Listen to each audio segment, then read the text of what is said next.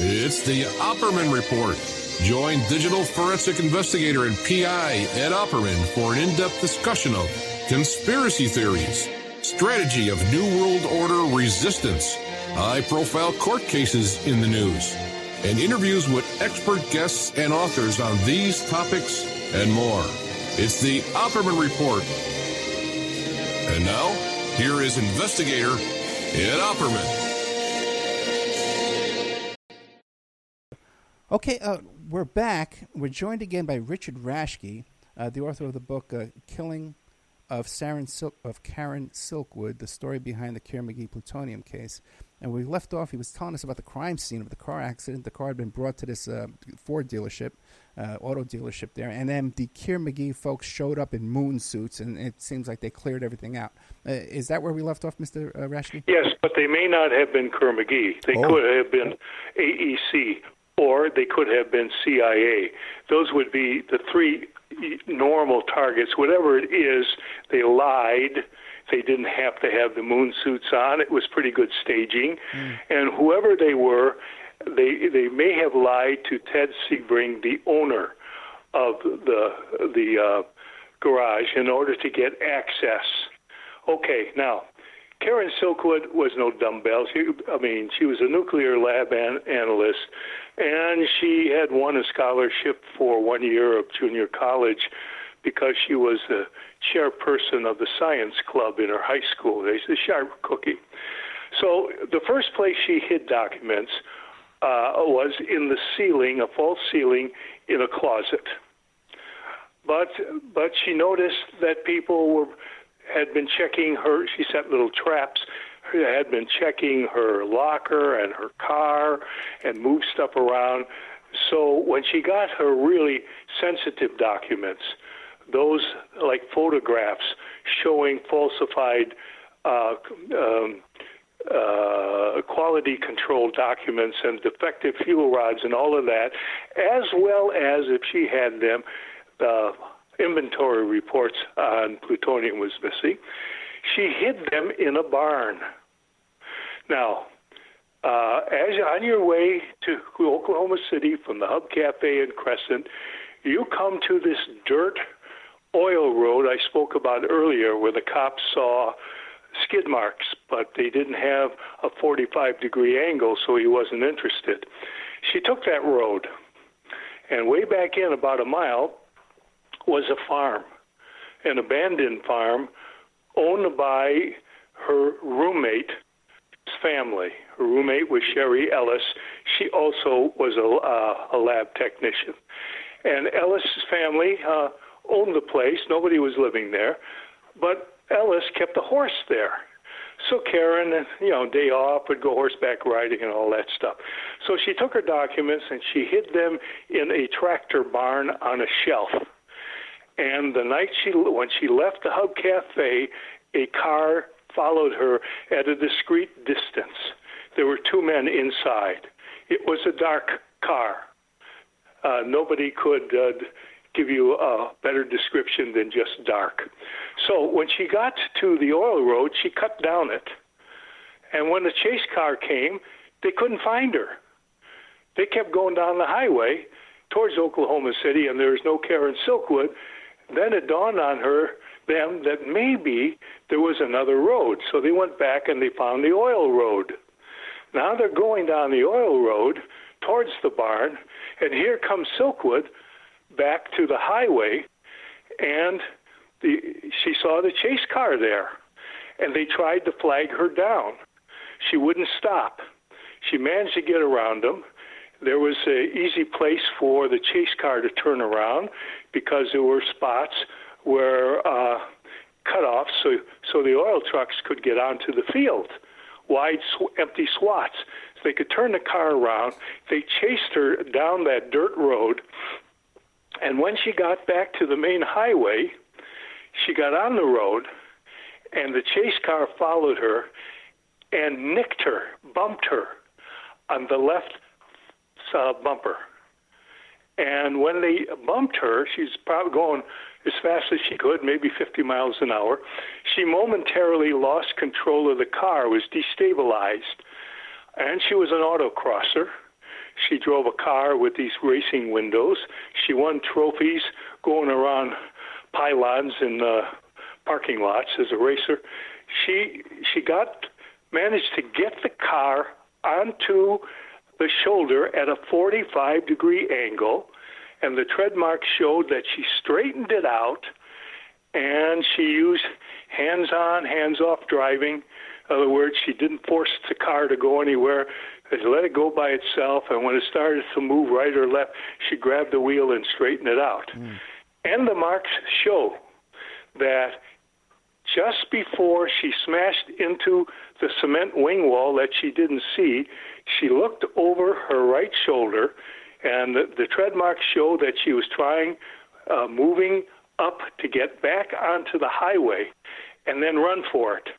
And she didn't see the wing wall, and bammo. Now, how do we know this? Well, first of all, Echo said so. I'll get back to that in a minute. But there's another reason. When the highway patrolman, Rick Fagan, said she died under the influence, she fell asleep because she was under the influence of alcohol and drugs, and that was why she died. First, let me correct that. He was wrong. The autopsy showed she had no alcohol in her blood. They had a little residue from the night before when she had some Bloody Marys, but that was not considered any, significant in any way. And she was taking sleeping pills, Quaaludes, which has the drug methaqualone. And at that time, in 1974, nobody knew that methaqualone was addictive. And Karen Silkwood, let's say it, was taking more methaqualone than was prescribed. And so he saw a little cigarette, a marijuana cigarette in her purse, and he found a half of a Quaalude in her purse, and he assumed that she was under drugs. Now, do we know how much Quaalude was in her system, though? Yes, I'll tell you exactly. Okay. 35 milligrams, 0.35 milligrams is therapeutic. By that I mean it's what your doctor tells you can take safely. 50 is toxic. She had 35, which is on the lower side of halfway. Now, she'd been on this medication for 3 months. She was abusing it, how not as much as her enemies said she was abusing it. And so there is, and I'm speculating now, a better than 80% chance that she had developed a certain resistance to the drug. In order to get what she was looking for, she had to take a little more. Yeah, we don't know any of 70s, that. Everyone was All we taking know Quaaludes. is the following. Yeah. Because an independent accident investigator was hired by Karen's union, oil, chemical, and atomic workers, who said that the police report and the autopsy report is a crock and it's a cover-up. Their word, not mine. I'm not a conspiracy buff. So they hired a superb accident investigator who had investigated more than 2,000 accidents involving cars and trucks and testified at more than 300 trials. What he found was a fresh dent on the left side where Echo said to us that the chase car kind of pushed her a little bit and she lost control. And that bumper was removed and sent to the University of New Mexico to have scientists, a chemist and a physicist, to look at it. And the conclusion was a fresh dent, no road film, scratches that indicated it was hit, and the scratches were not made when the car was pulled out of the ditch on a hoist because the scratches then would have been in a different direction.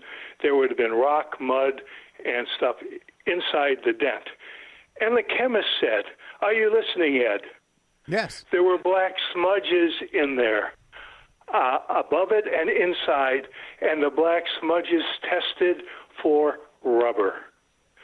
So the evidence indicates precisely what Echo told me later, that somebody bumped her from the rear, and that's how she died instantly. Now,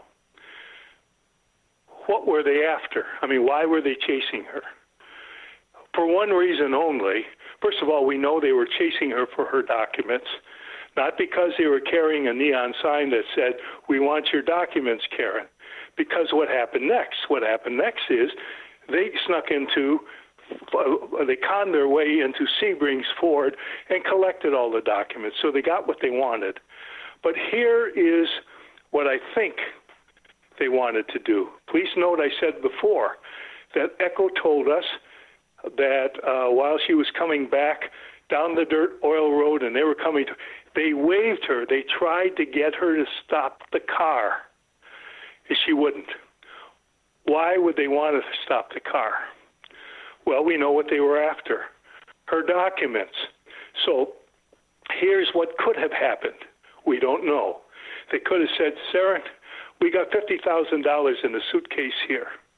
Take the $50,000, give us your documents, tell the New York Times whatever you want, and when you're finished with negotiations at Kerr-McGee, the union negotiation, contract negotiations, quit and go home, keep the money. If she said yes, they get what they want. After they got what they want, you have to open another question. Do they trust her?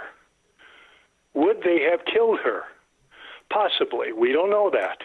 But what they could have done, and we have seen two other cases where witnesses who threatened Kerr-McGee in terms of the negligence lawsuit died very, very strangely and suddenly just dropped dead and no autopsies. So it's possible they brought with her a syringe loaded with methaqualone. And all they had to do was inject her and babysit her until she passed out and then stage an accident, and that would be the end of it. We don't know any of that, but we do know that they got the documents, and if it hadn't been for the trial and for sworn depositions from her friend Jean Young, who described those documents, they may have gotten away with the fact there weren't any. Now, let me go back to Echo. Echo had the highest government clearance that an FBI agent can have. And he was working in the downtown headquarters here in Washington, D.C., where I'm at right now, and my house on Capitol Hill. And he had reason to go in there to look at certain documents he was authorized to see. Karen Silkwood was not one of those documents. The room had a special file, or perhaps all the documents in the room were part of a file called Codename June Mail. I checked it out, and it existed. There was a thing called June Mail, and it contained highly secret documents, sensitive documents the FBI did not want the world to know they existed. And one of those documents was the FBI's final report on the death of Silkwood. So Echo gets in the room. Nobody else is in there. He doesn't know how much time he has. He goes to the June Mail S under Silkwood, finds the final report, which exists. I'll tell you why in a minute. It's about 60 pages, and there was an executive summary, and all he could get was to look at the executive summary, and he got down to the night she died, and in essence, he told me what I'm telling you. And what I've done to that is added evidence from others like accident investigator, etc., that shows that he was absolutely correct. Now, Richard is no dumbbell like Karen Silkwood. I'm no dumbbell. First thing I did was go after the FBI under Freedom of Information and said, I want the final report on the death of Karen Silkwood. They sent me the final report on the contamination of Karen Silkwood. Accident? So I went back again, waited a bit. Final report, and here's what they said. Without admitting that this document exists or doesn't exist, if it exists, we can't give it to you because it's exempt under the rules or the regulations of the Freedom of Information Act because it contains methods and sources. We heard about that recently, haven't we? Yeah. With the Mueller report about hiding sources and methods. So I waited. There's an old trick you can play. When you file under Freedom of Information and they say go jump in the lake, that's one person. But if you file again later on, you get a different person. And maybe that second person won't tell you to jump in the lake. So that's what happened. They admitted the file exists. They told me how many pages it was. They told me that, fortunately for me, the FBI signed off on it, that I can have it. They didn't say how much would be redacted or blacked out. But then they added, before it can be released to you, it must be screened by a second agency. Been there before, Ed. Took 2 years, sometimes 3 years, for the second agency to get back to you. I don't know why, but were they stalling on purpose? And I don't know who the second agency is. It had to be one or two. It had to be either the CIA or the old Atomic Energy Commission. And that report would say which agency was involved. It would probably give the names of the two agents and would have those blacked out for privacy reasons. And so I'm still waiting. What about now? So no one's been brought to justice for this? No one? What happened was, I don't want to bore your audience and you with all the legal mumbo-jumbo, but let me say it started off, the family filed a lawsuit that said Kerr-McGee violated the civil rights of Karen Silkwood by snooping on her and tapping her telephone, etc. And they violated her civil rights because she was a member of the union. And the judge threw it out saying, the law you're quoting applied back to black people in the 1890s. It does not apply to whites. Next, they narrowed it down, and they said, okay, there was a conspiracy on the part of the FBI, the CIA, Kerr-McGee, Oklahoma police, etc., to harass her and conduct electronic and photographic surveillance that was illegal because he didn't have court orders. And the judge said, you're fishing. Witch hunt. You're fishing. And he threw it out. So that only left negligence. So the family set another lawsuit, refined it, saying that Kerr-McGee was negligent in handling the plutonium that contaminated Karen Silkwood, and went to trial. And I was there, and it was a long trial. She won. She won the biggest settlement in a civil suit the country has ever seen up to that point, something like $21 million. And the first question the jury had to answer, after hearing all the evidence, does the evidence or preponderance of the evidence tell you that Silkwood contaminated herself?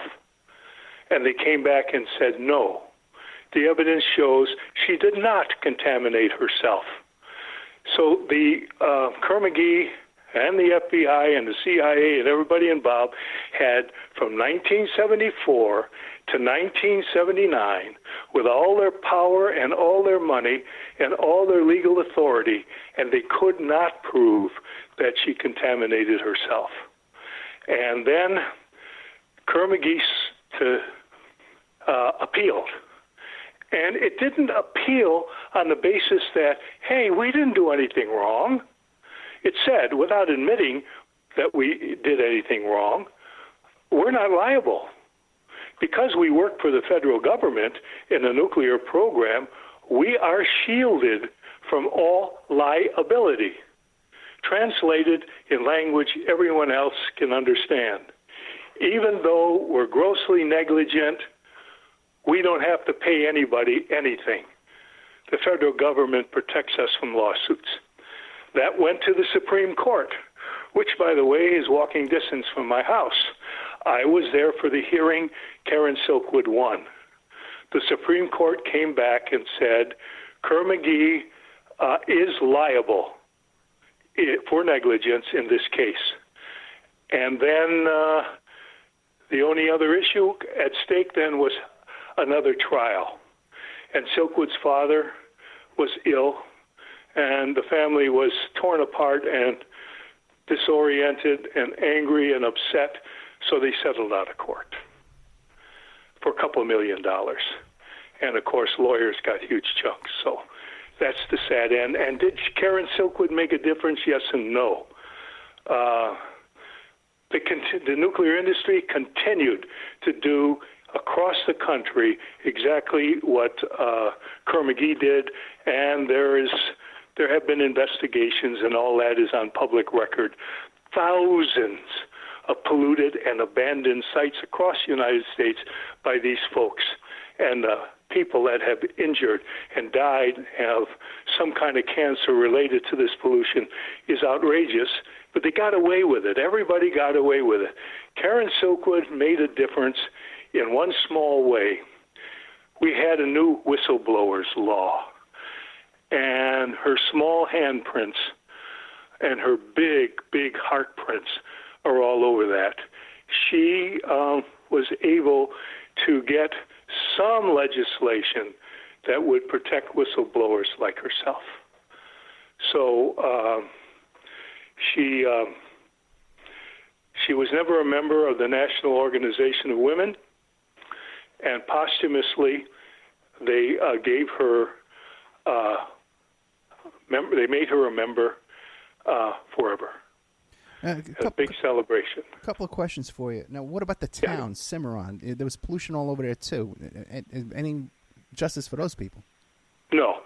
They don't monitor this stuff. You look at it, if you study the Superfund, all the places that have been terribly polluted, they all got away with it.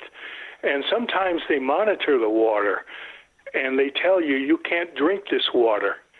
Is where I live now. I go fishing in Maryland in some lakes, and the fishing license from Maryland says only eat so many pounds of the fish you catch. Oh, boy. Because anything more than that, we can't guarantee anything. So I imagine somebody tested the water at the Cimarron River.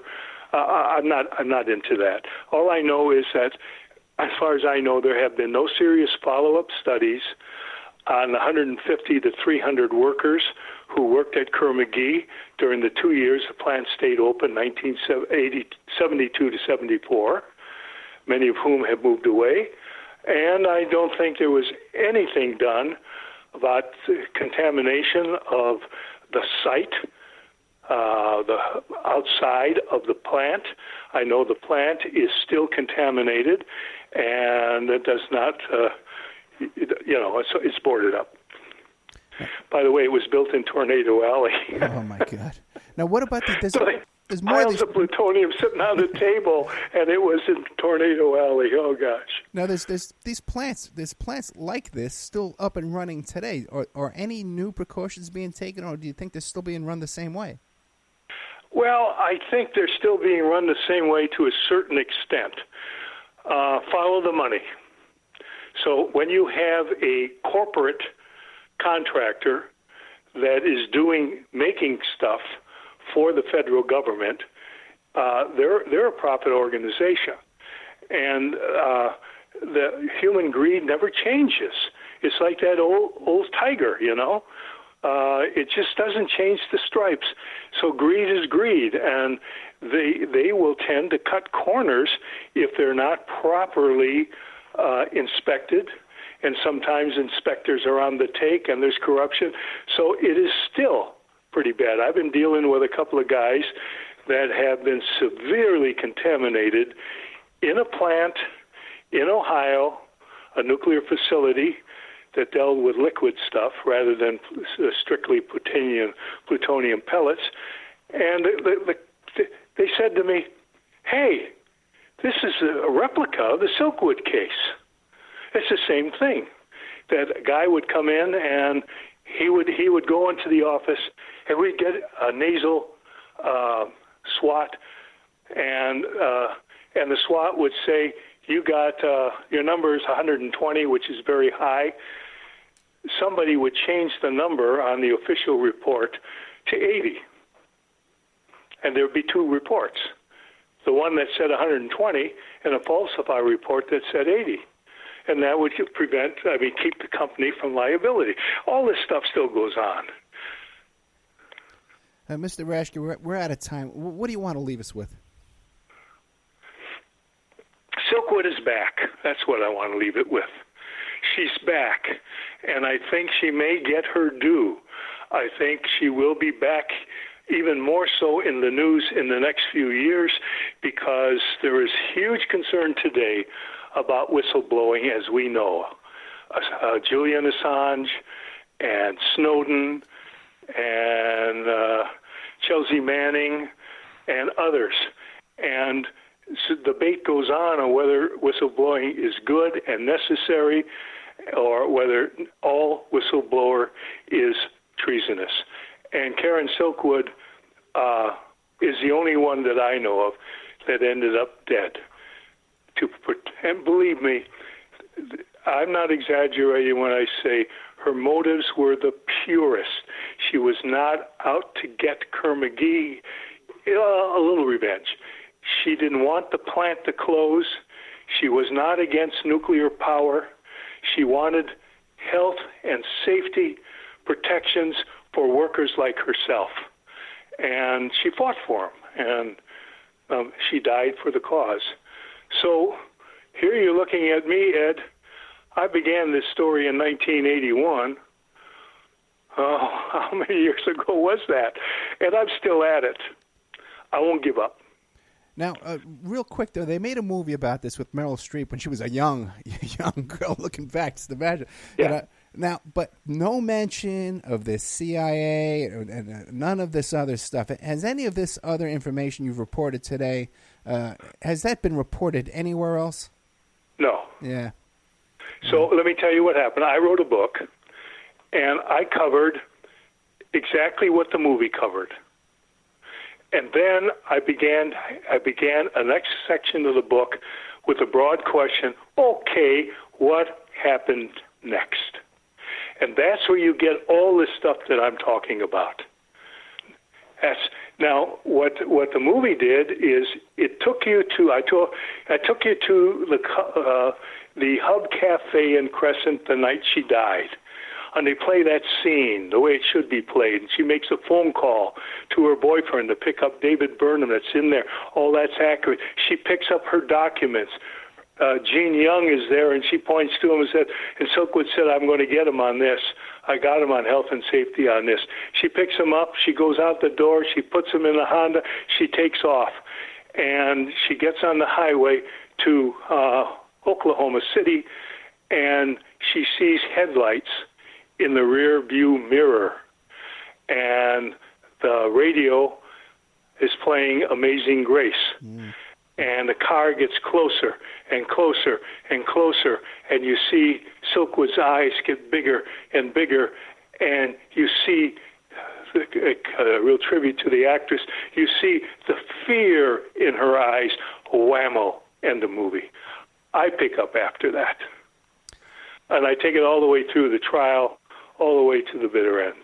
Man, you've done an excellent job. I can't thank you enough for this. This is excellent reporting and great radio, too. You have a great storytelling ability there. The Killing of Karen Silkwood, the story behind Kerr-McGee Plutonium case. We're talking to Richard Rashke, written many, many books. I recommend people check out all his work. Richard Rashke, thank you so much. Okay, thanks, Ed. Take care. Bye. Good night. Oh, boy, man, great stuff, man. Like I said, a lot of this stuff has never been reported anywhere else. Exclusive, but from Richard Rashke, exclusive work here. And check out his body of work, too, as well. You can tell this guy's no fooling around. The Killing of Karen Silkwood, the story behind Kerr-McGee Plutonium case. Thank you so much. If you like today's show, again, too, this will probably be in the members section. I don't know what the hell I'm going to do because everything's all upside down. But if you're a member now, we can still use donations, too. We just lost YouTube, so we can use donations and subscriptions and stuff like that. And sponsors, if you know somebody has a business wants to, we can promote. If you have a website or something like that, we can promote it worldwide. That works out very well. So thank you so much, Richard Rashke. This is the Opperman Report. I'm your host, Private Investigator Ed Opperman, wishing you a good night.